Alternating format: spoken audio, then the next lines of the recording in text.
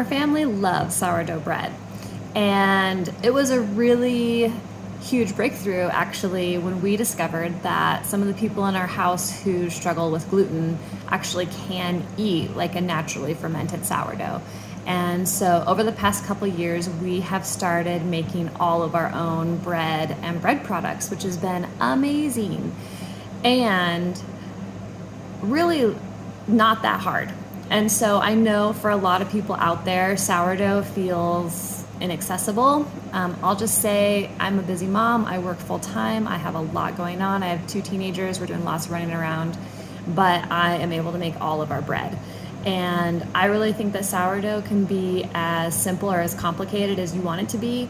I don't have time to babysit my bread. I don't do stretch and fold and, do this, do that, wait an hour, then do that. What I do is a really simple process of making my starter the night before, making my bread in the morning, letting it bulk ferment all day, and then putting it into loaf pans, letting it rise, and baking it in the evening. So I want to tell you a little bit about my process and how I make it as efficient as possible.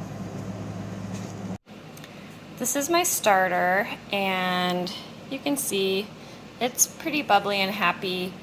I'm making 9 batches of dough today. And so what I do is I get out 10 glasses.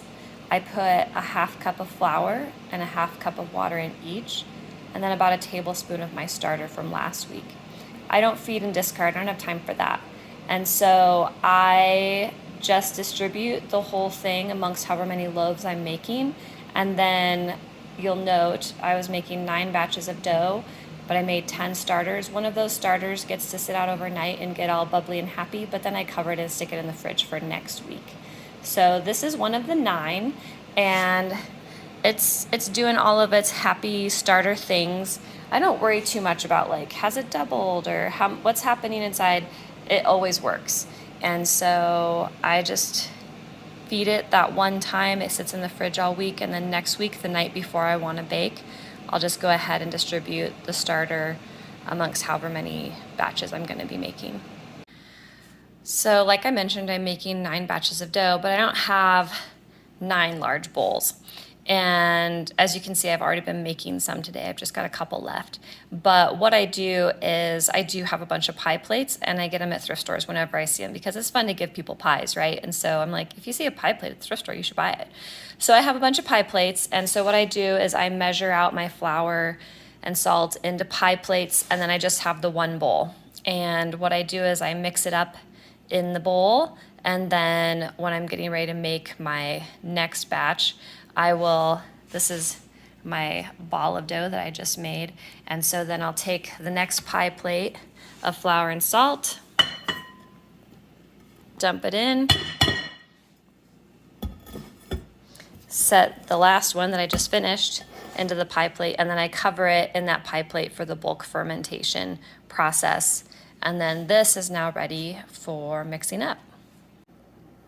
So in this bowl is 1 1/4 cups of warm water, and then I take my starter and I scoop it into the water.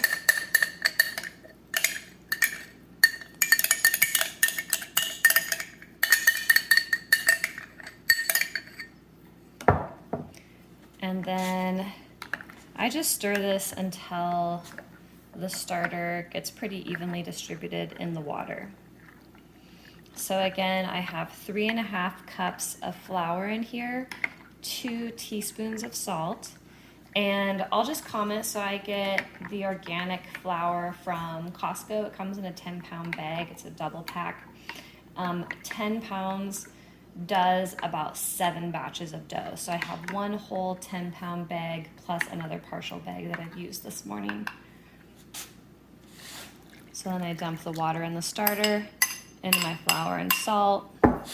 Now I feel like the stirring process is pretty important because you don't want your bread to form into a dough ball too quickly because some of your flour will end up getting left out. And so what I try to do is I try to scoop all around the outside of my bowl and I try to prevent the dough balls. So I try to like break up any clumps that are happening, and I even will come through and kind of do like a chopping motion to like cut up some of those larger chunks of wet dough that are forming together into a dough ball, so that I can incorporate as much of my flour in this early process as I can. I've been experimenting in making my sourdough because I'm making so many batches. I've been experimenting with not kneading at all. And so I do a little bit of kneading in the bowl, but I used to do like a full knead after I had finished mixing. I'm not doing that anymore. Instead, I'll show you what I'm doing here. So as you can see, it's just kind of this loose, wet dough that's starting to form. And so then I kind of come in and I'll slide my hand under. There's always a little more flour on the bottom than the top. And I'm just going to kind of start working that from the bottom of the bowl in like this. And I'm going to start using the heel of my hand almost as if I was kneading it. But again, I'm trying to incorporate as much of that loose flour from the bottom as I can before it's fully formed into a dough ball. And then I'm turning the bowl, and I'm really focusing on not getting clumps of flour into here, which is the inside that I'm folding over, because you don't want to have any pockets of flour left inside of your bread. And so I'll just keep on working it with my hand and turning my bowl.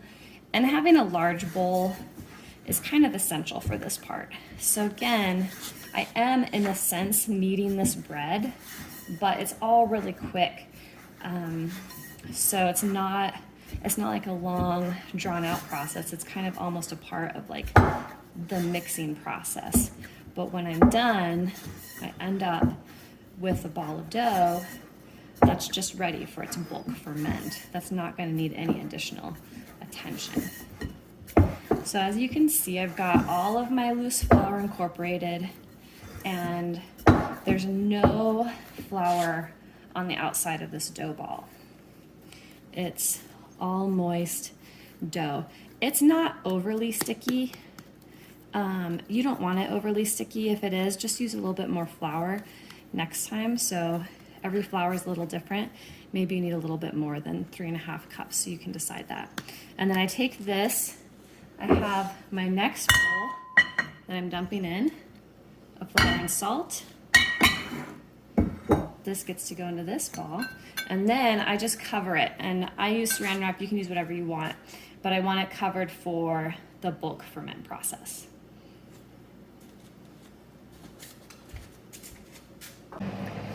Like I mentioned, I don't normally knead my bread anymore. It's a lot quicker not kneading it. And what I find is that for my sandwich bread, I really don't miss it.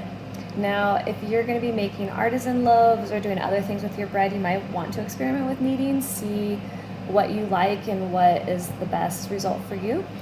So I'll show you how I do my kneading if I am going to knead. So I kind of have this dough. It's just at the end of the process where I kind of did that hand mixing kneading. And then I have some flour here on my cutting board, and I just kind of dip the back of that dough into that flour.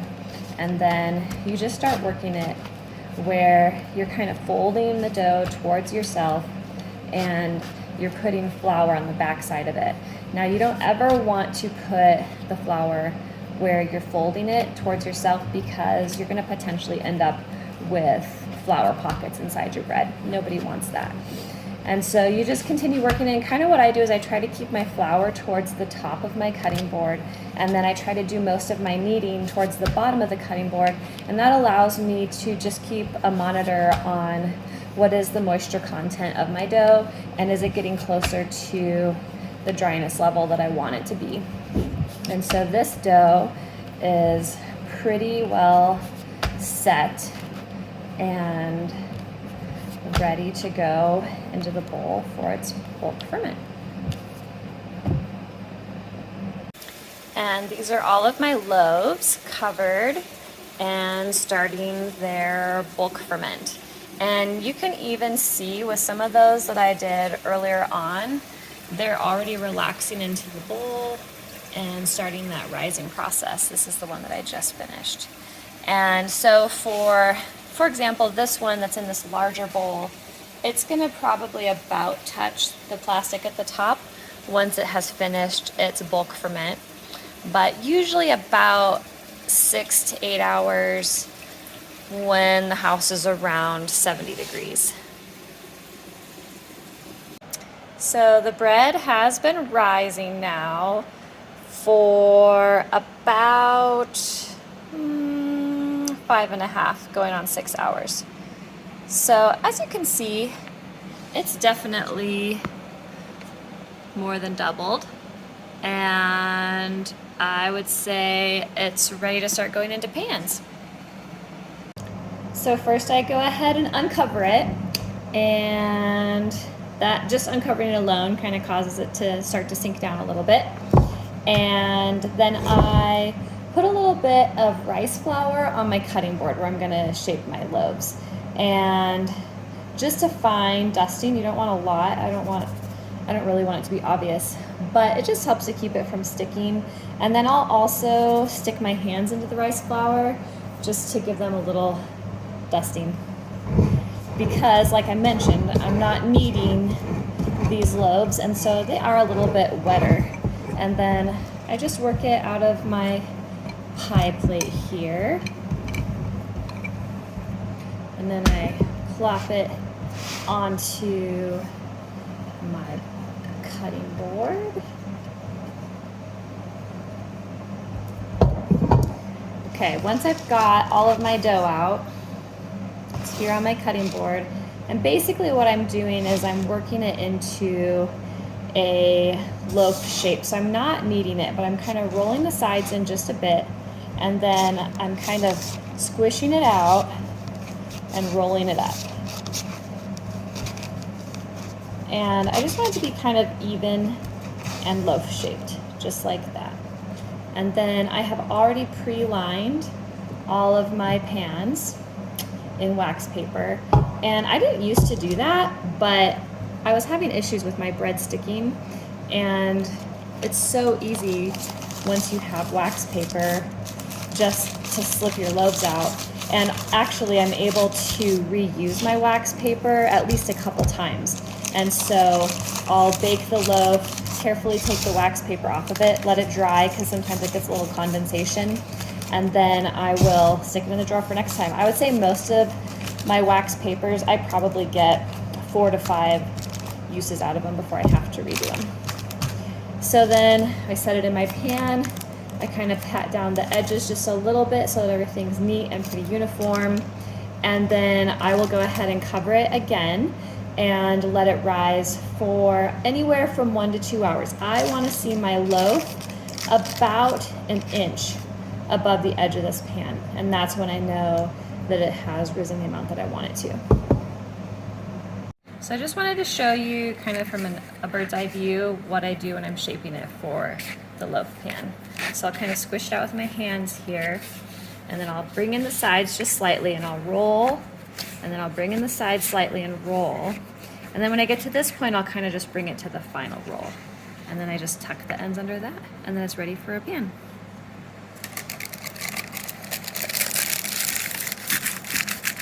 And then once it's in the pan, I usually just take my hands and I'll just kind of squish down the edges, make sure there's no bubbles between the loaf and the pan. And if the loaf is more sticky than this one is, you can just put a little more rice flour on your hands. But I want it to look just like that, and then again, I'll cover it and let it rise.